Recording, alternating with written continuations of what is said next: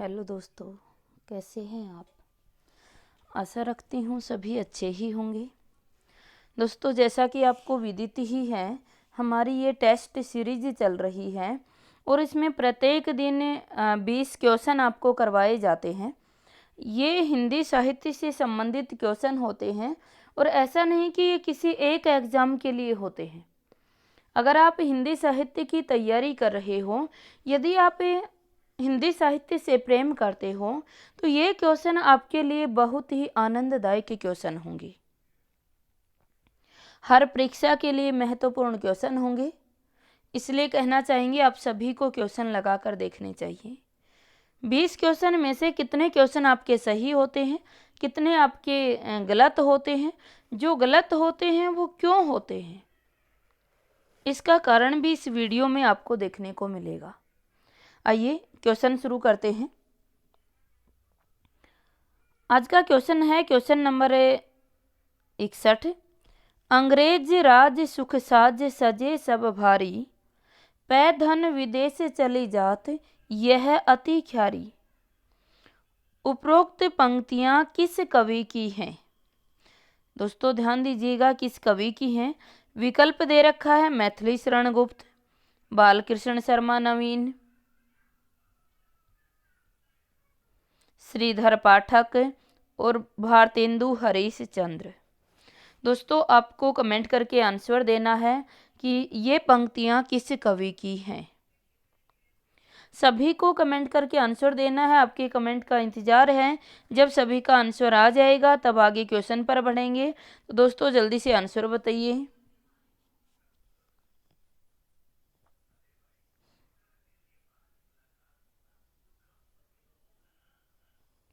Answer हो जाएगा D, Bharatendu Harish Chandra. किसकी पंक्तियां हैं ये? भारतेंदु हरीश चंद्र की पंक्तियां हैं, भारत दुर्दशा से ली गई है। अगला क्वेश्चन है, निज भाषा उन्नति है सब उन्नति को मूल, पंक्तियां किस रचनाकार की हैं। विकल्प है भारतेंदु, मैथिली शरण गुप्त, माखनलाल चतुर्वेदी या इनमें से कोई नहीं। जल्दी से कमेंट करके आंसर दीजिए।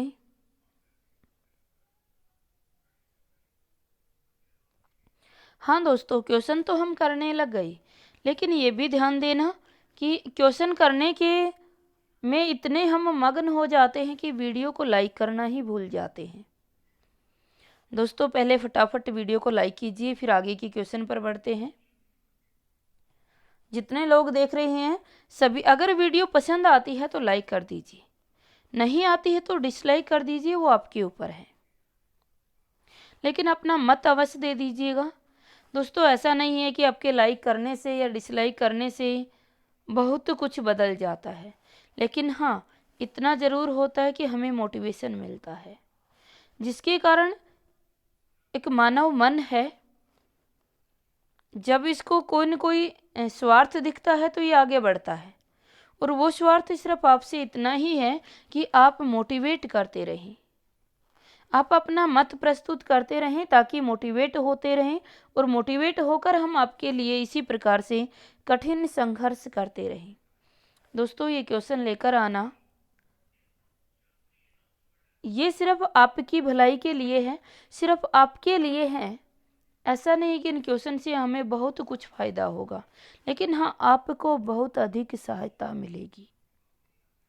दोस्तों आप सभी जानते ही हो, मेरा जो दिन भर का कार्यक्रम है वो इतना व्यस्त होता है कि मैं सुबह से शाम तक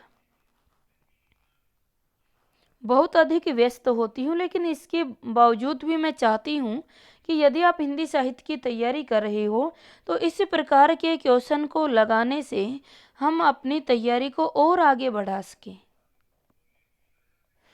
इसलिए दोस्तों आपको अवश्य क्वेश्चन लगाकर देखने चाहिए। आइए जल्दी से आंसर दीजिएगा।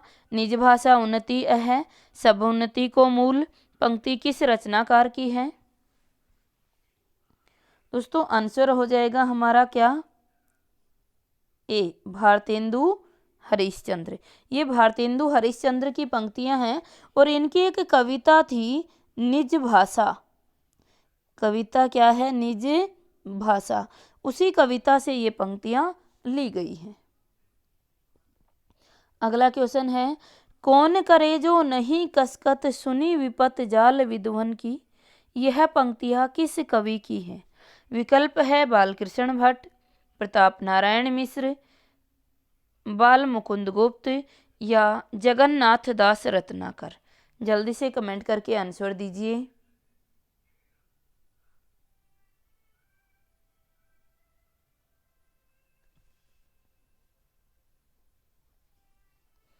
दोस्तों आंसर हो जाएगा बी, प्रताप नारायण मिश्र। किसकी पंक्तियां हैं ये? प्रताप नारायण मिश्र की पंक्तियां हैं। अगला क्वेश्चन है, निम्नलिखित पंक्तियों के रचनाकार हैं?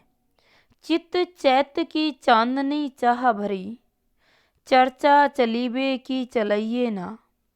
ये पंक्तियां किस रचनाकार की हैं? विकल्प है भारतेंदु, प्रेमघन, रत्नाकर या कवि रत्न। जल्दी से कमेंट करके आंसर दीजिए।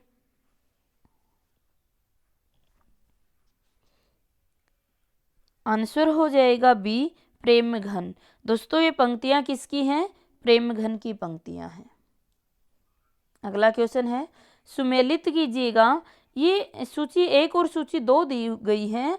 इन सूचियों को सुमेलित करके हमें जो नीचे कूट दिया जा रहा है, इस कूट के आधार पर आंसर निकालना है। सूची 1 में कृति दी गई है और सूची 2 में कवि का नाम दिया गया है।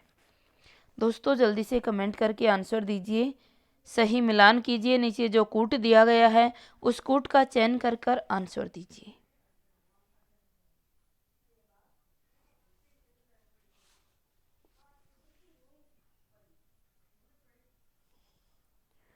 आंसर हो जाएगा हमारा बी। दोस्तों आंसर क्या हो जाएगा? बी हो जाएगा। देख लेते हैं एक बार सूची 1 और सूची 2 में क्या क्या है। पहली कृति हमारी दी गई है प्रेम मल्लिका। प्रेम मल्लिका किसकी है? सभी जानते ही हो किसकी है? भारतेंदु की। प्रेम मल्लिका के रचनाकार कौन है? भारतेंदु हैं। उसके बाद है आनंद अरुणोदय। आनंद अरुणोदय किसकी है? प्रेमघन की है। तो आंसर क्या हो जाएगा? प्रेमघन आ जाएगा। प्रेम पुष्पावली किसकी है? प्रताप नारायण मिश्र की है। कोड बनाया था, सभी को कोड से याद करवाई हुई है। जो भी लोग पेड क्लासेज ले रहे हैं उन सभी को कोड से याद करवाई हुई है। प्रेम संपत्ति लता किसकी हो जाएगी? प्रेम संपत्ति लता दोस्तों पुनः देखिएगा, एक बार फिर मैच कर लेते हैं। प्रेम मल्लिका किसकी है? भारतेंदु हरिश्चंद्र की।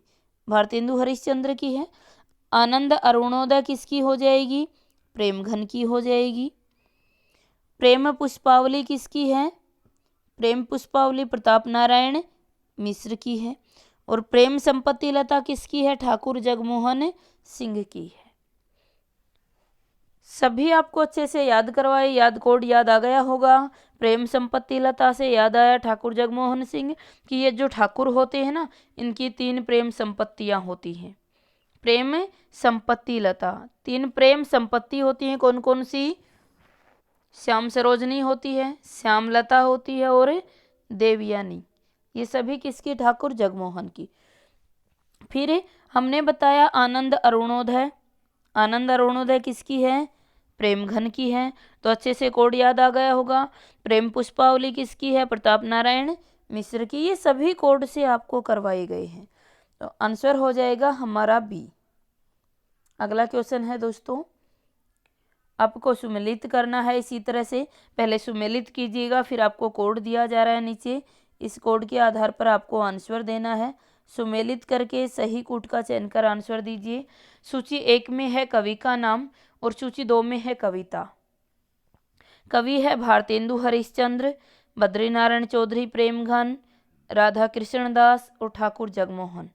सूची 2 में कविता है फूलों का गुच्छा, देश दशा, प्रेम संपत्ति लता, हार्दिक और प्रेम पथिक। जल्दी से कमेंट करके आंसर दीजिए।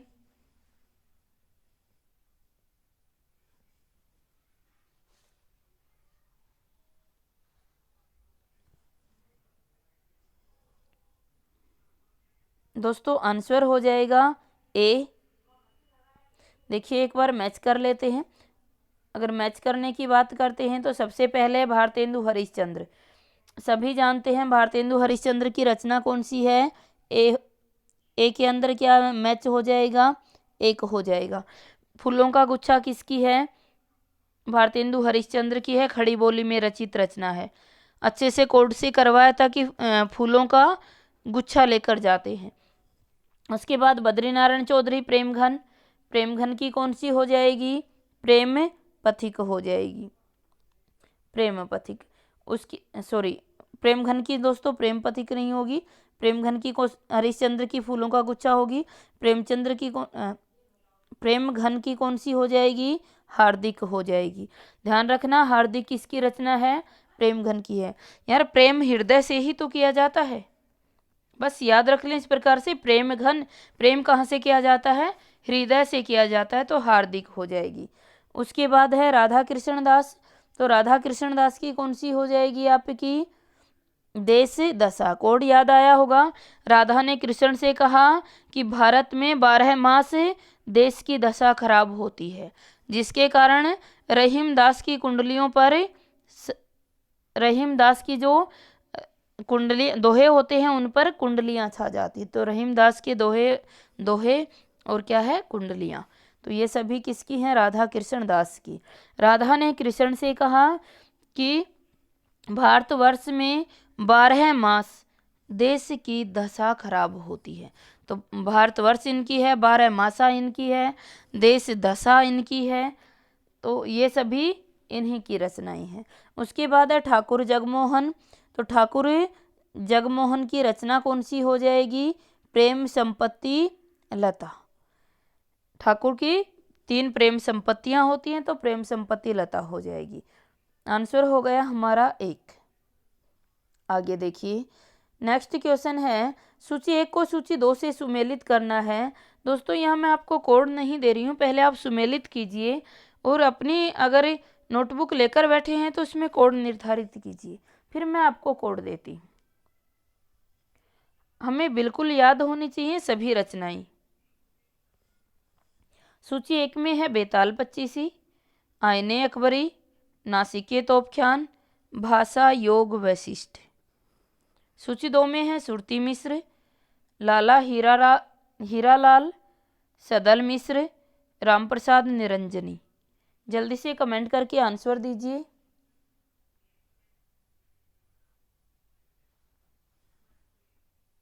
ये कूट दिया जा रहा है नीचे आपको और इस कूट के आधार पर आपको आंसर देना है। जल्दी से आंसर दीजिए।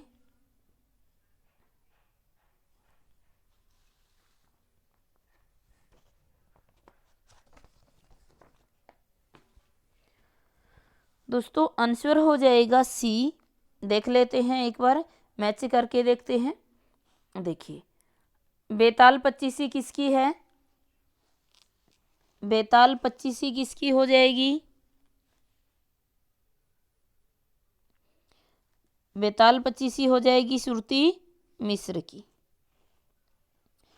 बेताल पच्चीसी 2 की है, सुरती मिश्र की भी है, और किसकी है बेताल पच्चीसी, लल्लू लाल की भी है, दोनों की है। दोस्तों एक सेकंड देखते हैं, आईने अकबरी है, हाँ जी हाँ जी। इनका जो 5वां विकल्प है वो क्या है, लल्लू लाल जी है। तो सुरती मिश्र की, सुरती जो मिश्र है, ये जो बेताल पच्चीसी है किसकी होगी, लल्लू लाल की रचना होगी, तो ये 5 से मिलन हो जाएगा इसका। उसके बाद जो है वो है आईने अकबरी। आईने अकबरी किसकी है आपकी, आईने अकबरी किसकी हो जाएगी, लाला हीरालाल की हो जाएगी। तो ये किसकी, कितने पे आ जाएगा आपका, 2 आ जाएगा। उसके बाद नासिके तोपखान किसकी है, 3, सदल मिश्र की है। भाषा योग निरंजनी किसकी है, 4।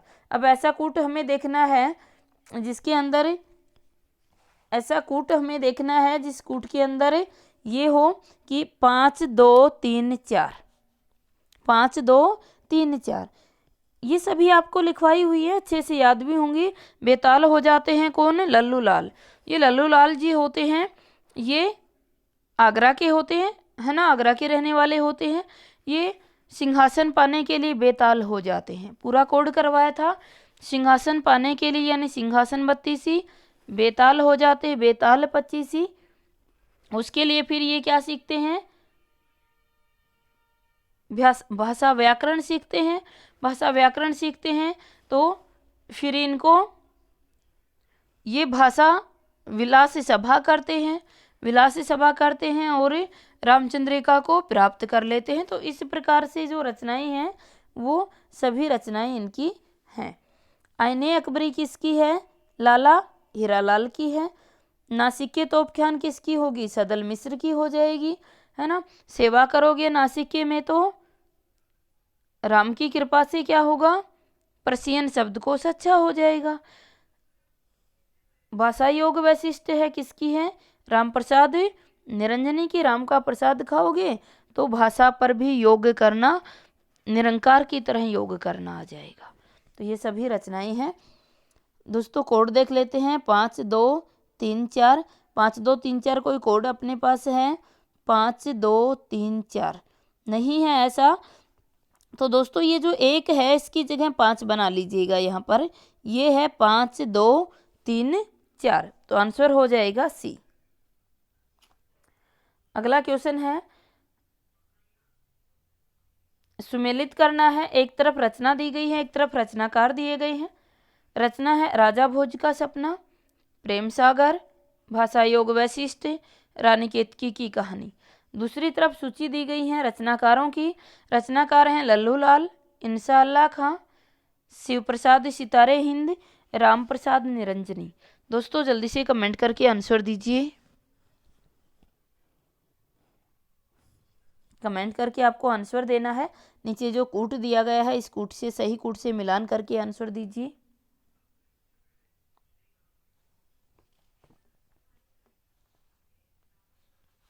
दोस्तों पहले हम निर्धारित कर लेते हैं कि आंसर जो है वो हमारा क्या हो जाएगा, सी हो जाएगा। सभी ने दे दिया होगा, फिर भी एक बार मिलान करके देख लेते हैं। देखिए राजा भोज का सपना किसकी है, बहुत अच्छे से आपको कोड बनाया था। राजा भोज का सपना किसकी हो जाएगी, ये हो जाएगी आपकी, राजा भोज का सपना हो जाएगी शिव प्रसाद सितारे हिंद की। प्रेम सागर, प्रेम सागर किसकी हो जाएगी, लल्लू लाल की। उसके बाद है भाषा योग वैशिष्ट किसकी है, राम प्रसाद निरंजनी की। रानी केतकी की कहानी किसकी है, इंशाअल्लाह खां की। ये सभी आपको बहुत अच्छी सी कोड से करवाया हुआ है। जो भी पेड क्लासेज ले रहे हैं सभी को एक अच्छी सी ट्रिक के साथ ये याद करवाया हुआ है। और आशा रखती हूँ अगर जो पेड क्लासेज नहीं ले रहे हैं उनको भी इनके क्वेश्चन, इनके आंसर हमें याद होने चाहिए। राजा भोज का सपना किसका है, शिव प्रसाद सितारे हिंद का, है ना। शिव के जो कोड बनाया था, शिव के जो पुजारी हैं ये आलसी होते हैं। आलसियों का कोड़ा इनकी रचना, ये आलसी होते हैं, इसलिए इनमें विद्या का अंकुर नहीं होता है। विद्यांकुर नहीं होता है, ये वामा मनोरंजन करते रहते हैं जिसके कारण इन्हें वर्णमाला भी नहीं आती है। और ये सपने में ही सब कुछ सीख लेना चाहते हैं। सपने में मतलब राजा भोज का सपना, सपने में ही भूगोल भी सीख लेते हैं और इतिहास भी सीख लेना चाहते हैं जिसके कारण ये मानव धर्म सार और इतिहास सार दोनों का नाश कर देते हैं और कभी योग वैशिष्ट नहीं बन पाते हैं। तो ये सभी जो रचनाएं हैं ये किसकी हैं, शिव प्रसाद सितारे हिंद की। प्रेम सागर है तो ये लल्लू लाल हैं। ये लल्लू लाल जी हमेशा प्रेम के सागर में खोए रहते हैं। उसके बाद भाषा योग वैशिष्ट राम प्रसाद निरंजनी। रानी केतकी की कहानी इंशाअल्लाह खां की है। कोड हमने बनाया था कि हे इंसा लात खाओगे यदि रानी केतकी की कहानी नहीं सुनाओगे। तो दरिया ए लताफत है इनकी और रानी केतकी की कहानी है जो सुजान चरित्र के नाम से भी जानी जाती है। दोस्तों ये क्वेश्चन भी बहुत बार आपसे पूछा जाता है कि सुजान चरित्र के नाम से कौन सी रचना जानी जाती है, तो रानी केतकी की कहानी जानी जाती है। आगे बढ़ते हैं दोस्तों। अगला क्वेश्चन हमारे समक्ष है कि भारतेंदु युग का साहित्य व्यापक स्तर पर गदर से प्रभावित है। यह कथन किसका है? विकल्प है doctor Nagendra, doctor Ramvilas Sharma, doctor Namvar Singh या डॉक्टर हजारी प्रसाद द्विवेदी। जल्दी से कमेंट करके आंसर दीजिए।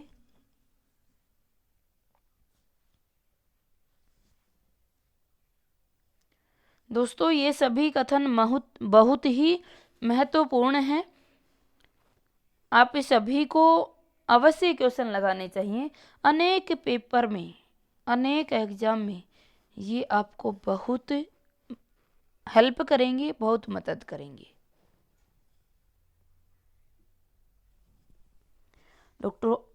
दोस्तों आंसर हो जाएगा हमारा बी, डॉक्टर रामविलास शर्मा। देखिए दोस्तों, आवाज़ कुछ आज तुतला रही है, गला बहुत ज़्यादा ख़राब है, तो आशा रखती हूँ कि आप इस चीज़ को नेगलेक्ट करेंगे, क्योंकि आवाज़ में सारे दिन बोलते बोलते जो गला होता है वो भी तुतलाने लग जाता है। आवाज़ तुतला रही है तो इसको नेगलेक्ट करके चलिए। हमें जो क्वेश्चन महत्वपूर्ण मिल रहे हैं हम उन क्वेश्चन की तरफ ध्यान दें। आंसर हो जाएगा बी। अगला क्वेश्चन है, भारतेंदु ने हिंदी साहित्य को एक नए मार्ग पर खड़ा किया। वे साहित्य के नए युग के प्रवर्तक थे। यह कथन किसका है? विकल्प है डॉक्टर नामवर सिंह, डॉक्टर शिवदान सिंह चौहान, आचार्य रामचंद्र शुक्ल या डॉक्टर नगेंद्र। जल्दी से कमेंट करके आंसर दीजिए।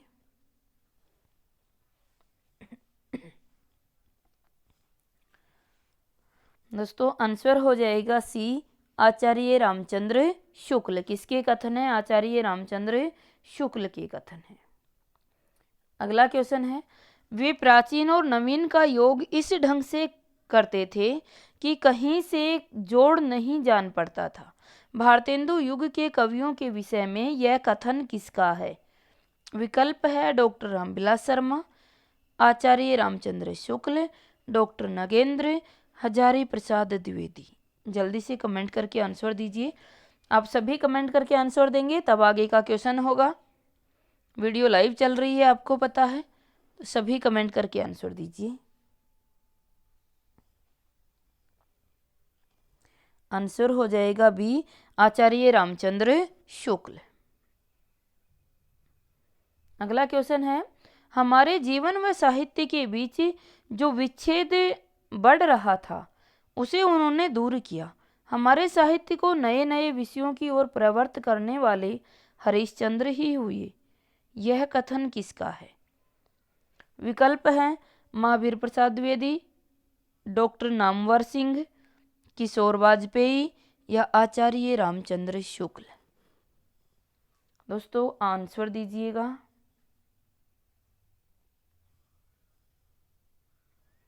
आंसर हो जाएगा डी, आचार्य रामचंद्र शुक्ल। अगला क्वेश्चन है, हिंदी गद्य का ठीक परिष्कृत रूप पहले हरिश्चंद्र चंद्रिका में ही प्रकट हुआ। यह कथन किसका है? विकल्प है हजारी प्रसाद द्विवेदी, रामविलास शर्मा, आचार्य रामचंद्र शुक्ल या बच्चन सिंह। दोस्तों जल्दी से कमेंट करके आंसर दीजिए।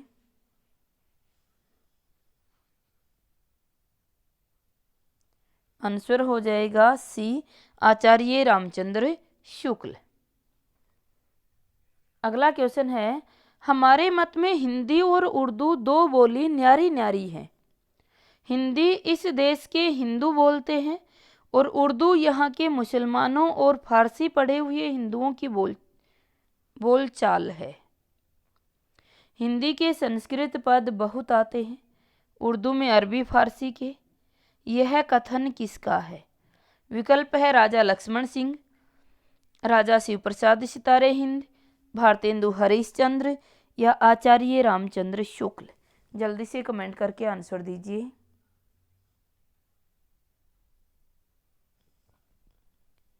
दोस्तों बहुत ही महत्वपूर्ण कथन है, बार बार पूछा जाता है, अवश्य हमें ध्यान से देखना चाहिए। आज मेरा कंठ साथ नहीं दे रहा है, इसलिए मैं क्वेश्चन को एक ही बार पढ़ रही हूँ। आप क्वेश्चन को 2 बार पढ़िए और फिर उसका आंसर दीजिए। आंसर हो जाएगा ए, राजा लक्ष्मण सिंह। किसके कथन हैं? राजा लक्ष्मण सिंह के कथन है, ध्यान दीजिएगा। अगला क्वेश्चन है,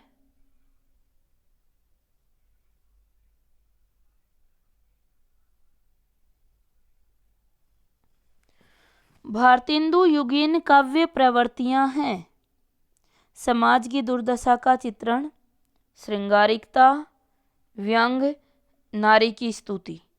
नीचे कूट दिया गया है और जो कूट दिया गया है उसके आधार पर आपको आंसर देना है कि कौन सा कथन सत्य है। विकल्प है 1 और 2 सत्य हैं, 1, 2, 3 सत्य हैं, 3 और 4 सत्य हैं, और डी है ये सभी सत्य हैं। जल्दी से कमेंट करके आंसर दीजिए।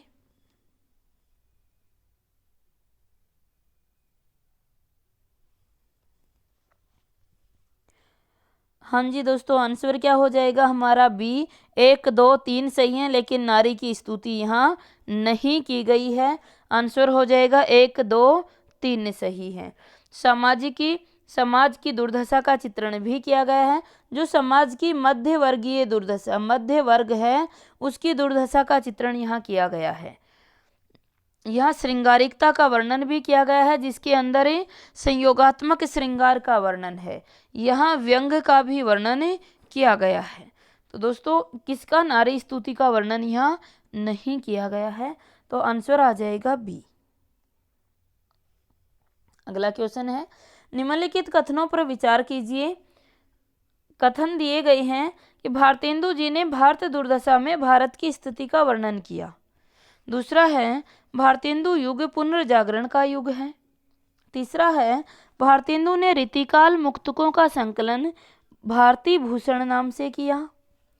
चौथा है, भारतेंदु युग में उच्च वर्गीय सामाजिक परिस्थिति का चित्रण हुआ। नीचे दोस्तों ये विकल्प दिए गए हैं,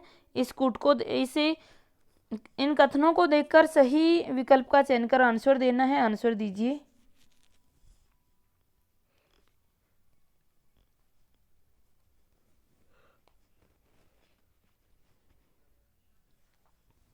दोस्तों आंसर हो जाएगा सी, 1 और 2 सही है। देखिए 1 और 2 सही है, 3 और 4 सही नहीं है। 3 क्या कहता है, भारतेंदु ने रीतिकाल मुक्तकों का संकलन भारती भूषण नाम से किया। तो दोस्तों ये गलत हो जाएगा, भारती भूषण नाम से नहीं किया था। किस नाम से किया था? सुंदरी तिलक के नाम से किया था। सुंदरी तिलक के नाम से इन्होंने रीतिकालीन मुक्तकों का संकलन किया था। तो ये गलत हो गया। उसके बाद कहा भारतेंदु युग में उच्च वर्गीय, तो दोस्तों यहाँ से ये गलत हो गया। उच्च वर्गीय का वर्णन नहीं किया, जो मध्य वर्गीय सामाजिक परिस्थितियां थी उनका वर्णन किया है। तो मध्य वर्ग का किया, ना निम्न वर्ग का किया है और ना ही उच्च वर्ग का किया है। तो जो हमारा आंसर है वो हो जाएगा 1 और 2 सही है। 1 और 2 किस में है? सी में। तो आंसर क्या हो जाएगा? सी हो जाएगा। अगला क्वेश्चन है, निम्नलिखित में से असत्य कथन चुनिए। विकल्प है, संवाद कौमुदी का प्रकाशन राजा राममोहन राय के द्वारा हुआ। दूसरा है, 1897 ईस्वी में स्वामी विवेकानंद ने रामकृष्ण मिशन की स्थापना की। तीसरा है, 1828 ईस्वी में ब्रह्म समाज की स्थापना हुई।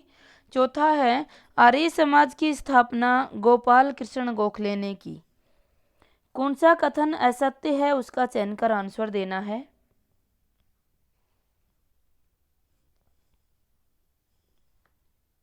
आंसर हो जाएगा डी, केवल 4 असत्य है, बाकी सभी सही हैं।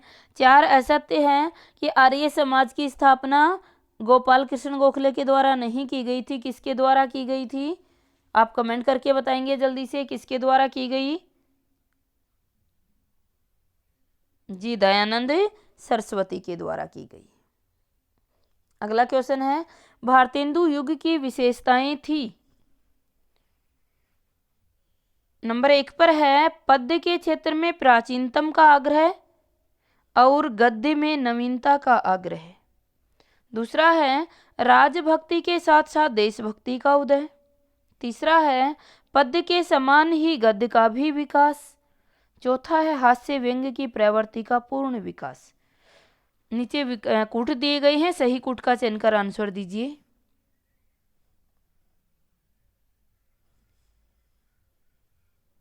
आंसर हो जाएगा ए। 1 2 3 4 चारों ही विकल्प जो हैं वो सही हैं। अगला क्वेश्चन है आधुनिक युग को अन्य किन नामों से जाना जाता है। नंबर 1 पर है गद्य काल, 2 पर है राष्ट्रीय चेतना काल, तीसरा है वर्तमान काल और नंबर 4 पर है समाज सुधार काल।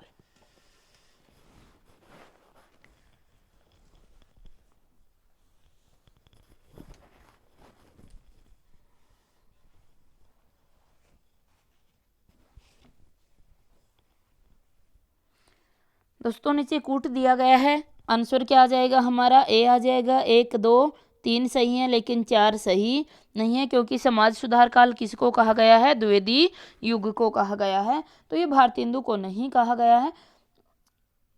समाज सुधार जो काल था दोस्तों, ये इसकी विशेषता नहीं थी, बाकी सभी विशेषताएं थी। अगला क्वेश्चन है निम्नलिखित कवियों को रचना काल की दृष्टि से आरोही क्रम में व्यवस्थित कीजिए। विकल्प है बद्रीनारायण चौधरी, प्रेमघन, नवनीत चतुर्वेदी, भारतेंदु हरिश्चंद्र।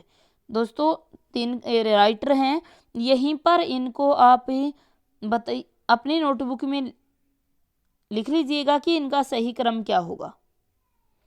ये विकल्प आपके पास दिए जा रहे हैं। और चौथा है राधा कृष्ण दास। आरोही क्रम में ध्यान देना, अवरोही में नहीं, आरोही क्रम में आपको आंसर देना है। जल्दी से कमेंट करके आंसर दीजिए। ये सभी की डेट आपको बहुत अच्छे से याद करवा रखी है, ट्रिक के साथ याद करवाई हुई है, तो सभी को डेट याद होंगी ही। सभी आंसर दें।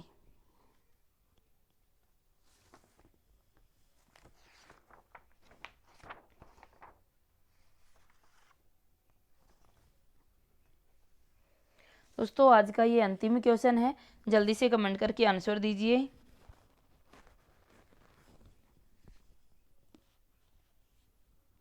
आंसर हो जाएगा डी, भारतेंदु हरिश्चंद्र। भारतेंदु हरिश्चंद्र का जन्म कब हुआ था, 1850। सभी को याद है भारतेंदु हरिश्चंद्र का 1850 में जन्म और 1885 में मृत्यु हो गई थी। उसके बाद है बद्रीनारायण चौधरी, प्रेमघन। तो प्रेम से कितना याद किया था हमने, 55, प्रेम से 55, तो 1855। उसके बाद है राधा कृष्ण दास। तो राधा इसमें कितने साल की थी, 6 साल की, और कृष्ण कितने का था, 5 साल का। राधा कृष्ण दास यानी राधा 6 साल की और कृष्ण 5 साल का, तो आंसर क्या हो गया, 1865। उसके बाद है नवनीत चतुर्वेदी। नवनीत चतुर्वेदी कब के हैं, 1868 के। याद करवाया था, ये बहुत ही चतुराई से नवनीत चतुर्वेदी बहुत ही चतुराई से। नवनीत का अर्थ होता है मक्खन। मक्खन खाते हैं 6 से 8 बजे के बीच में। 6 बजे मक्खन निकाला जाता है और गृहिणियाँ 6 बजे के बाद काम पे लग जाती हैं। 8 बजे तक घर का काम खत्म करके जैसे वापिस आती हैं, तब तक ये चतुर्वेदी बहुत चतुर है, सारे 6 से 8 बजे के बीच में सारा मक्खन खा जाता है।